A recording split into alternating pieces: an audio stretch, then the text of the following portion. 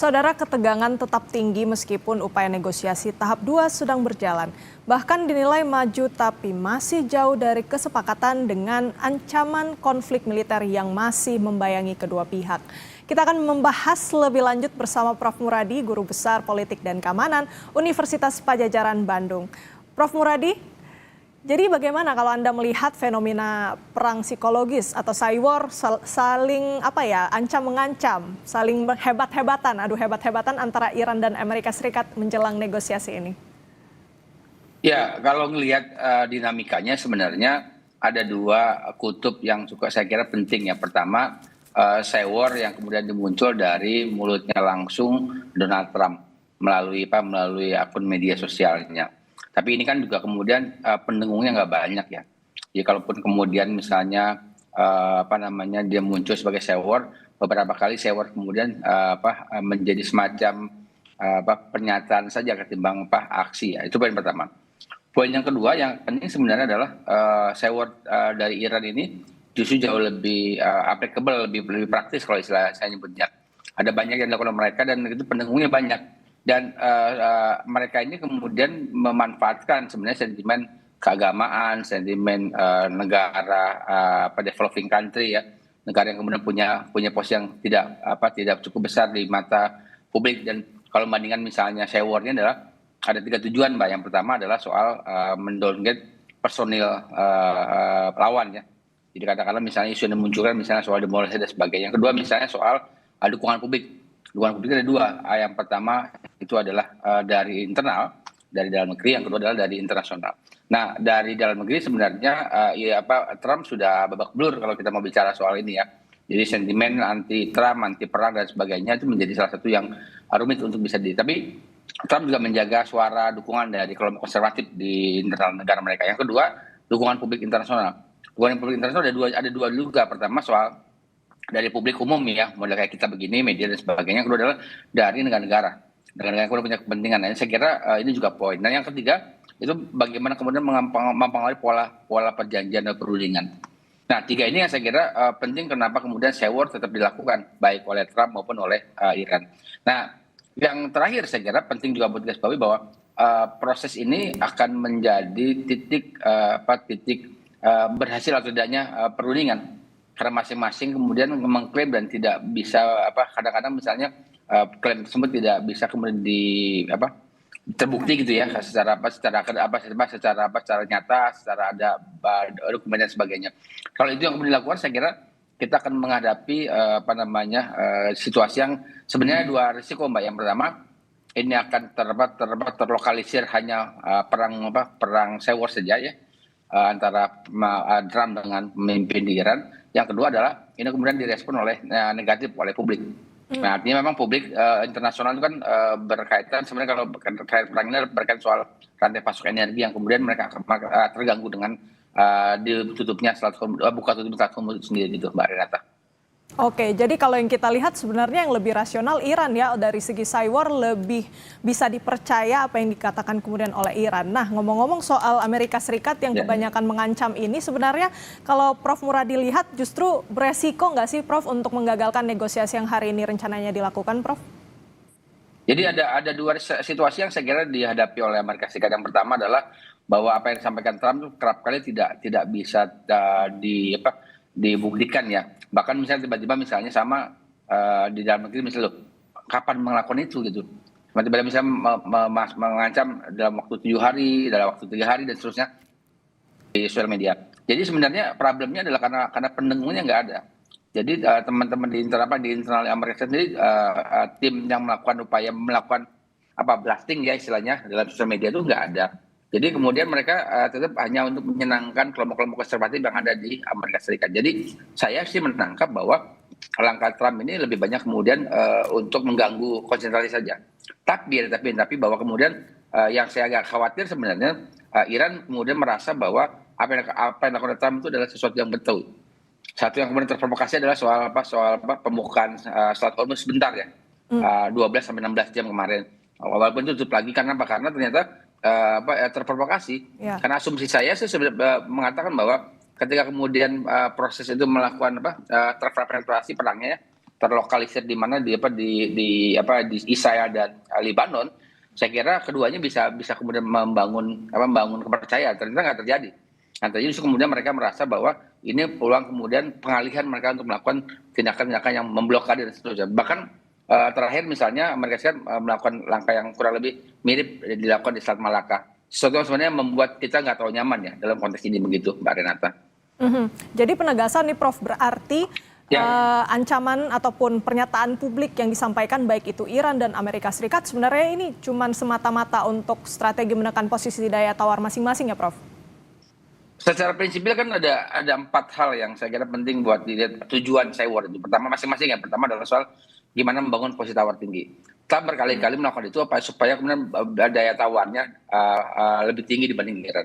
Dan itu kemudian beberapa kali kemudian dibaca oleh Iran sebagai sesuatu yang kemudian tidak nyata gitu. Yang kedua soal terkait dengan adanya kemudian ancaman Black Hole dan sebagainya, Selat Hormuz dan seterusnya. Yang ketiga misalnya soal bagaimana kemudian mereka melakukan buying time. Nah ini saya kira buying time ini bukan cuma menguntungkan Iran tapi juga Amerika Serikat. Kenapa? Karena di internal pemerintahan Donald Trump sendiri terjadi keretakan yang saya kira agak serius kalau kemudian ini terus tidak selesai, dan makanya kemudian ada buying. Nah yang terakhir adalah soal bagaimana kemudian mereka mendowngrade diplomasi. Sekarang kemudian misalnya perjanjian perundingan kemarin di Pakistan di Islamabad itu kan sebenarnya secara prinsipil gagal. Nah mereka merasa bahwa upaya untuk mendowngrade masing-masing dilakukan. Katakanlah misalnya begini, kenapa kemudian misalnya yang dikirim adalah misalnya wakil presiden, kemudian dengan salah satu misalnya negosiator ulung mereka gitu. Secara prinsipil mereka mau call tinggi, tapi secara normatif sebenarnya di kenyataannya mereka tidak dalam posisi yang tinggi dalam konteks negosiasi dan diplomasi itu sendiri. Gitu Mbak Renata. Oke, nampaknya ini memang masih panjang ya kalau misalnya ancaman-ancaman yang dilontarkan oleh Amerika Serikat, khususnya Donald Trump ini tidak rasional dan tidak mengerti prakondisi yang harus diciptakan saat negosiasi tahap 2 nanti. Yang ingin kami tanyakan, Prof, apa yang kemudian perlu dilakukan oleh Amerika Serikat untuk sekiranya menciptakan kondisi yang baik, yang kondusif untuk negosiasi tahap 2 ini? Tapi tahan dulu, kita lanjutkan di usai jeda ini. Tetapi Kompas Siang, saudara. Anda kembali menyaksikan Kompas Siang dan saudara, kita lanjutkan perbincangan bersama dengan Prof. Muradi, Guru Besar Politik dan Keamanan Universitas Padjadjaran Bandung. Prof. Muradi, kita lanjutkan tadi sudah sampai di mana kita mencermati pola Amerika Serikat yang kalau dari SAWOR ini ancaman-ancaman tapi sebenarnya dia juga mau negosiasi nih sebenarnya. Jadi menurut Prof. Muradi sebenarnya apa pernyataan maupun itikat baik yang seharusnya dilakukan oleh Amerika Serikat untuk kemudian bisa membujuk Iran untuk berunding di Islamabad, Prof? Ya, ada 3 hal tuh Mbak Renata yang saya kira penting buat kita lihat. Pertama, ini agak rumit karena Trump itu menggunakan kebijakan American First, semua untuk Amerika, internal Amerika. Jadi memang bahkan negara sekutunya kan juga nggak mau ya, katakanlah NATO dan seterusnya, Jepang, Korea dan sebagainya, mereka tidak mau karena mendahulukan internal mereka. Itu yang saya kira membuat situasi nggak menarik. Apa yang kemudian indikasinya ketika kenaikan tarif ya. Ya saya kira ini juga salah satu yang kemudian memukul banyak sekutu mereka. Yang kedua, ini saya kira Iran sebenarnya berkali-kali membuka ruang ya. Katakanlah saya misalnya kemarin membuka Selat Hormuz, kemudian mereka juga mau mengikuti menghormati Lebanon sebagai entitas negara untuk bernegosiasi dengan Israel, walaupun saya baru berkali-kali mengatakan bahwa bahkan Lebanon itu tidak lebih baik misalnya kekuatan militer dibandingkan Hizbullah gitu. Tapi akhirnya menghormati itu. Nah yang ketiga, yang penting juga saya kira dilihat adalah Amerika Serikat harus kemudian menggunakan pola pendekatan yang berbeda. Kalau pola seperti ini saya agak ragu. Saya kira target untuk perundingan damai agak berat. Tapi kalau untuk hanya sekedar deeskalasi untuk beberapa saat ya, paling tidak sebenarnya itu kita dapatkan. Contoh gini, Mbak Renata, di Teluk itu di Timur Tengah itu hampir semua negara wait and see. Karena mereka paham begitu mereka bergerak negatif, katakanlah mendukung Amerika Serikat begitu, nanti kejadian kayak Bahrain. Bahrain itu sekarang ramai terus ini kan, mereka tiap hari diunjukkan seterusnya. Yang lainnya memang pada akhirnya menunggu. Nah ini saya kira bagian dari deeskalasi. Jadi harus mengubah pola. Kalau enggak, saya agak khawatir ini akan kita diskusikan mungkin sampai akhir tahun karena posisinya posisi dari Amerika Serikat nggak mau mengubah pola pendekatan mendahulukan kepentingan Amerika Serikat dulu. Padahal Amerika Serikat itu dikenal ketika mereka membangun sekutu adalah membangun kepentingan sekutu bersama. Itu yang kemudian ditolak oleh Inggris, oleh Prancis, oleh anggota NATO dan juga Jepang dan setelah Korea begitu, Mbak Renata. Oke, jadi Amerika ini sebenarnya sudah urgent sekali untuk melakukan perubahan pola komunikasi maupun penyerangan. Tapi kalau kita tarik lagi dari sisi komunikasi, kita kembali berbicara tentang cyber, Prof. Ini kan sebenarnya apa yang dikatakan oleh Amerika Serikat, otomatis ini juga berpengaruh, ada dampaknya ke baik itu domestik dari Amerika sendiri maupun juga dari internasional. Banyak sekali yang sebenarnya ketergantungan dengan Selat Hormuz ini, Prof. Jadi bagaimana Anda melihat ini, Prof? Salah satu langkah yang menarik saya kira Iran bisa bernegosiasi dengan 40 negara yang dipimpin oleh Inggris dan Perancis. Saya kira itu menjadi salah satu poin penting kenapa kemudian Iran kemudian agak mengabaikan Amerika Serikat. Makanya situasi politik situasi keamanan di Selat Hormuz itu kan ada dua blok ya.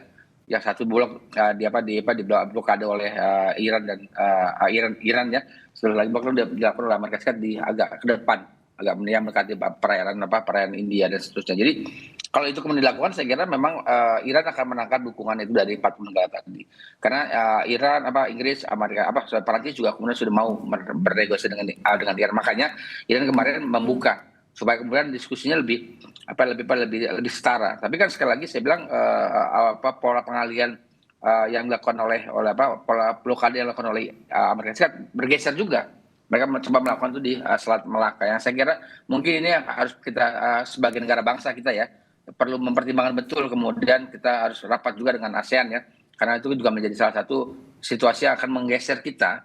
Karena kalau misalnya kemarin itu di blokade juga atau dikontrol oleh Amerika Serikat, maka China akan tidak tinggal diam. Karena itu menjadi salah satu pintu pelayaran dari utara ya. Dari Cina kemudian menuju ke perairan yang ada di selatan begitu, Mbak Renata. Oke, terakhir nih Prof. Muradi, tadi juga sempat menyebut mengenai koalisi 40 negara yang diinisiasi oleh Inggris dan Perancis. Mereka juga sudah menyatakan bahwa lagi menggodok rencana supaya bagaimana kemudian Selat Hormuz ini bisa dibuka. Nah, sambil paralel berjalan negosiasi di Islamabad antara AS dan Iran, apa yang sebenarnya bisa dilakukan oleh Perancis dan Inggris ini untuk mendekati Iran bersama dengan 40 negara lainnya ini koalisi, Prof? Kalau dari Iran saya kira mereka nggak akan punya kepentingan terlalu besar ya dibanding mereka dengan Amerika Serikat. Kenapa begini, Mbak? Ini nyambung dengan saya tadi sebenarnya. Tujuan Iran untuk mendapatkan dukungan dari internal sudah kuat. Artinya apa? Artinya 40 negara itu tidak dalam posisi untuk berhadapan dengan Iran. Yang dilakukan oleh 40 negara adalah bernegosiasi, yuk kasih kami jalan supaya rantai pasok energi mereka tidak terganggu. Hanya itu, makanya kalau kita membaca betul misalnya negara-negara di Timur Tengah itu semua deeskalasi. Hampir tidak ada gejolak yang kemudian membuat kepala negara mereka melakukan tanda kutip ya pengancaman ya. Karena mereka melakukan itu kenapa? Karena itu mereka bergantung betul dengan rantai pasok energi mereka untuk kemudian ekspor impor itu sendiri. Nah, itu yang kemudian pada akhirnya 40 negara dipimpin oleh Inggris dan Prancis saya kira menjadi salah satu penting untuk dilakukan negosiasi dengan Iran supaya kemudian mereka bisa mendapatkan alur perjalanan untuk kemudian rantai pasoknya itu sendiri dengan asumsi bahwa itu akan membuat 40 negara itu akan berhadapan juga dengan Amerika kalau Amerika memaksa misalnya tetap memblokade di perairan bagian lain yang di Selat Hormuz itu sendiri gitu, Mbak Renata. Jadi meskipun ada aksi yang dilakukan oleh koalisi 40 negara yang dipimpin oleh Prancis dan Inggris, tapi lagi-lagi memang yang menjadi harapan utama dan terutama ini adalah negosiasi yang dipimpin oleh Pakistan antara AS dan Iran. Kita lihat nanti bagaimana seperti apa ke depannya, semoga ya bisa menciptakan negosiasi dan hasil yang lebih signifikan daripada yang sebelumnya. Terima kasih banyak pandangannya Profesor Muradi, Guru Besar Politik dan Keamanan Universitas Padjadjaran sudah berbagi pandangan di Kompas Siang. Sehat selalu, Prof. Terima kasih, Mbak Renata. Sehat selalu.